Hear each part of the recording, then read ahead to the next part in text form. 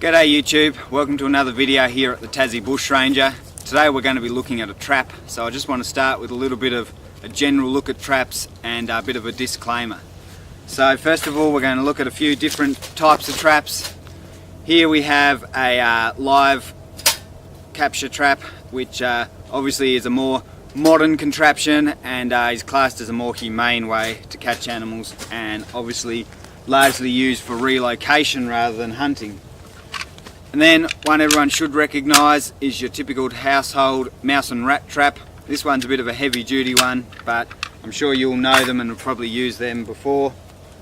And lastly, something a little bit more primitive is this cable snare trap. So obviously you're going to capture your animal in there. Yeah, lightweight and a bit more basic. So obviously those sorts of traps you need to actually have them. This series I'm going to look at primitive traps which you can make with more basic items that you hopefully will be carrying in your pack. The disclaimer I just want to make is Australia has pretty strict laws on trapping, which particularly here in Tasmania it's basically illegal altogether, apart from the live trapping in some circumstances, but every state has different laws. So I just want to say that you need to look up your own laws before you go out doing any form of trapping. I'm not going to take responsibility for you breaking any of your laws, and any traps I make here today I'm simply making for the training and the experience, and as soon as I finish making them I dismantle them and I take all the parts home with me. So yeah, I'm not actually trapping animals out here, I'm just training for a survival situation, which here in Tasmania is when you are justified to use them. So yeah, it's not a hunting method I use, but it's a skill that I learn for the just in case, because that's what preparedness is all about. So yeah, let's start looking at this trap. Alrighty guys, so today we're going to be looking at a spring snare trap. These are one of my favourites because they're relatively easy to set and don't take much equipment. Therefore they're ideal for a survival situation because you can create a large number of them, therefore upping your chance of success, and yeah, don't need much to do it. So you're going to need some cordage. Look, in a survival situation, whatever you've got is going to do. Ideally you should have some paracord and bank line in your gear, but even just shoelaces are going to be better than nothing. Then you're also going to need a knife. For this kind of work I use the Mora Companion.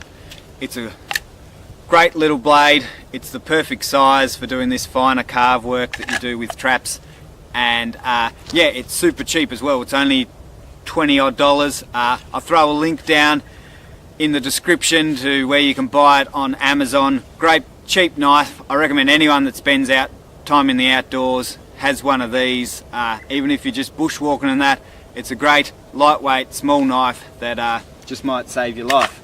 And the third thing that you don't need, but it's going to make a bit easier, is just a saw. Yeah, the knife can do the work if you need it to, but if you've got a saw it's going to be helpful here. I'm using the Silky Gomboy. Great little saw, is quite expensive though, on the more expensive side of things, but in my opinion it's well worth the money. And that is all you're going to need guys, as well as obviously some trees. So yeah, let's get to making the trap. Alright guys, so you need 2 bits of wood to make this trap, which is going to create your trigger. I recommend using she oaks, particularly saplings like this. It's a soft enough wood that it's easy to carve, and yeah, it's really pliable, and when we get to doing the spring part as well, they're nice and flexible, which works perfectly for this. So these are great trees if you've got them in your area. I really recommend that's what you use for the trap. However, other things will work. So we need a V in the wood ideally, which you can see we've got here. So I'm going to cut this off a bit of a way down so we can use everything above that. You obviously want to try minimise the damage you're doing to plants, especially when you're just practicing like this and it's not real world. So by taking that, this tree's still going to live and grow.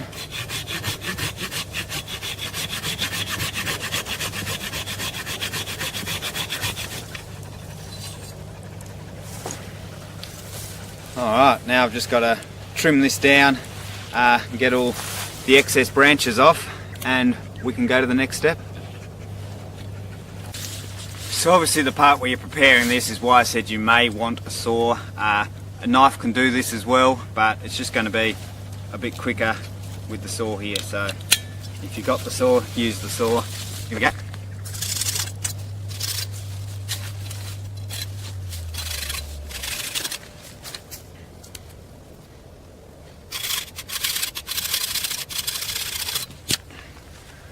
Alright, so this is the two pieces we're going to need. I'm going to bring you in a bit closer and we'll look at how we're going to craft them. Alright, so this is going to come a bit clearer as we go on, but the basic concept is this is going to go in the ground as a peg, and this is going to hook onto that and be tied to a tree holding this in place. And when the animal goes in the trap, that's going to come loose and hook the animal up. So we've got to sharpen this down first of all to a spike.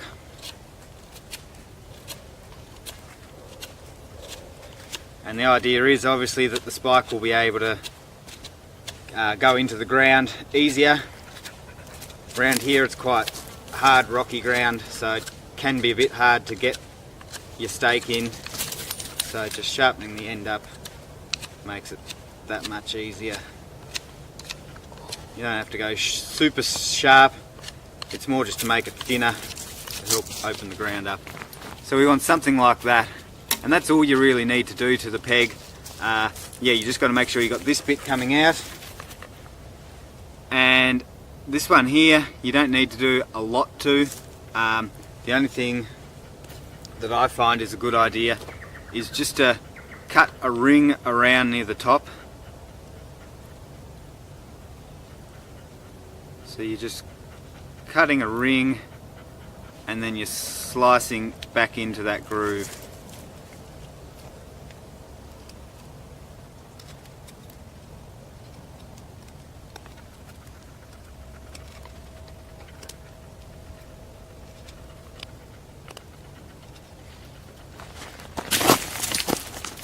So now we've got a groove going the whole way around here, and the reason for that is you're going to be tying your cord around here, and it's just to stop it sliding off the top.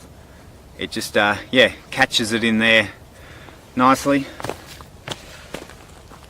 And then we're going to want another one of those at the bottom.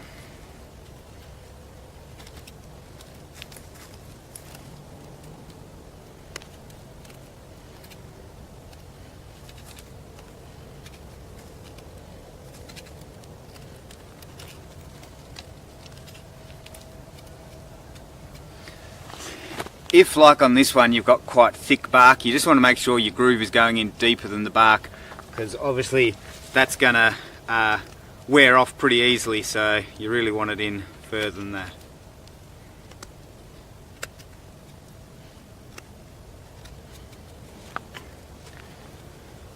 Alright, so that's our two pieces. They're going to sit together like this. Alright, so first thing I want to be doing is tying on my actual snare. So that's going on around the bottom here. Now look, I'll admit I'm not the best with knots. I tend to tie lots instead of knots. Today I'm just going to whack two normal knots on there. Just test that out. Make sure it's going to hold fast. And then from there you want to be tying your loop. I've left this cord long because I want to sort of work out how big I want it first. Obviously depending on the size of the game you're going for is going to depend on this loop. I'm going to keep this pretty small today, and then we'll just cut that off there. That should do. And obviously you'd want to be melting the end of that off as well, but I'm not today, so I'm just going to get this done. Now when you're tying this knot, you want to tie it back onto itself so that it's quite loose, the snare can close easily, and with the force of the spring it's still going to tighten enough that it's not going to come undone. So you just want to whack that knot on there.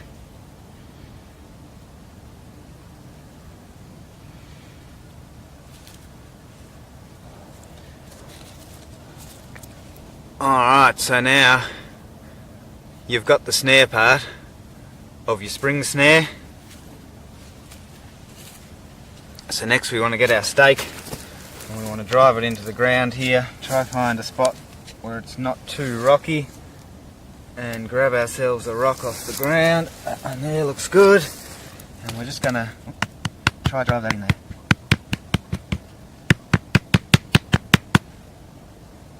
It's going on a bit of an angle, you want to try to keep it as straight as possible. Alright, and that's going to be in far enough. And we've come across our first problem here. So the excess I've got at the bottom here is too long to hook underneath that because it's hitting the ground. So I'm going to have to shorten this up here or pull that out of the ground, but you kind of want that in enough. So I'm just going to cut this off and we'll be back with you. Alrighty guys, so I'll fix that little problem we had where this piece of wood was too long. I've just cut it off real short, and it's meant I've tied the snare on above the trigger here instead of below, but that's not going to matter. And I've gone and set it, so this cord here is going up to our bent over tree, and yeah, that's what's holding the tension on our trigger, ready to set it off here. And then I've just put this extra stick here, which is just holding the noose, if you will, open there, to obviously allow the animal to come through it more and hopefully catch it. It is, in hindsight, I've probably made my loop a little bit big there, which is sort of easy enough to fix. I can bring it down smaller, maybe more like